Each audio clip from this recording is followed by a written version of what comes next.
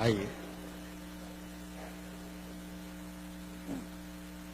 अस्सलाम वालेकुम। अल्लाह का लाख लाख शुक्र है कि किसी पाकिस्तानी ने पहली मर्तबा किसी बेवा से बहुत तमीज और तहजीब से बात की है। मैं समझा नहीं।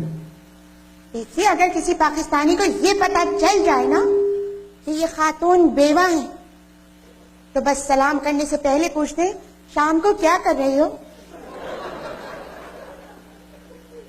आप कैसी बात कर रही हैं? पाकिस्तान मुसलमानों का मुल्क है। हाँ, तो मुसलमानों को 4 शादियों की इजाजत है ना। ये बेचारे पाकिस्तानी शादी तो एक से करते, बाकी 3 को चक्कर देने में लगे रहते और बेवा का तो पीछा ही नहीं छोड़ते। आप बेवा कब हुई?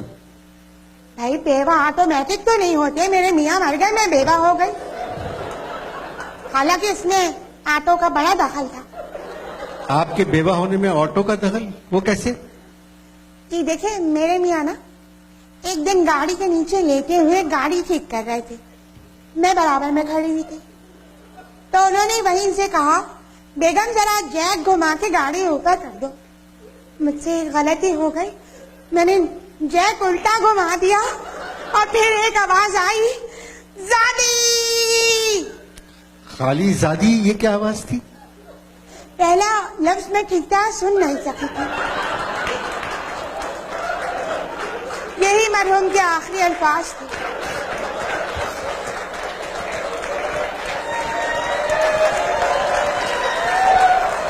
क्या करते थे? जो सारे मियाँ करते हैं वही। नहीं नहीं, प्लीज आप मेरा सवाल समझ के जवाब दें।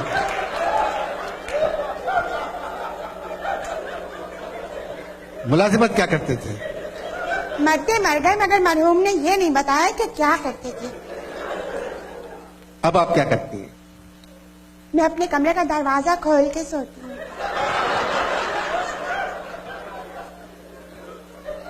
क्यों?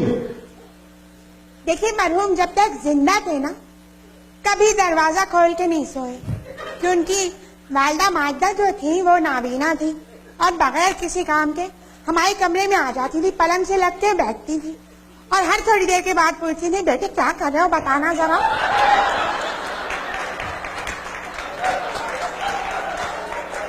ये जाती बातें रहने दे खुदा के वास्ते। आप जी अच्छा।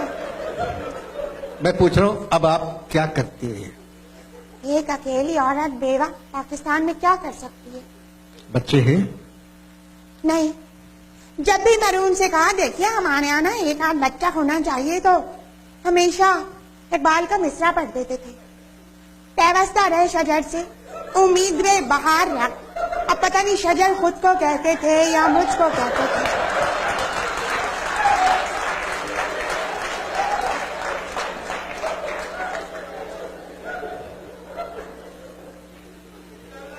घर का खर्चा कैसे चलता है? वो पड़ोस में एक सिंधी सूबाई वजीर रहते हैं, हमारे मियाँ के दोस्त थे। जब भी मिलते हैं कहते हैं, सुनो, जब तक मैं जिंदा हूं ना, ये समझ लो तुम्हारा मियाँ मरा नहीं है। ये तो बहुत गलत बात है। उनको कहना चाहिए था, जब तक मैं जिंदा हूँ तुम्हारा भाई नहीं मरा है। अरे तो मेरा तो कोई भाई नहीं है, वो कैसे कहते हैं ये? अभी परसों मिले थे तो मुझे देख के कहने लगे, जब भी मैं तुझको देखता हूँ मुझको तुझ में सिंध नजर आता है। मैंने कहा, साईं आप लोग तो सिंध के टुकड़े टुकड़े कर रहे हैं। उन्होंने क्या कहा?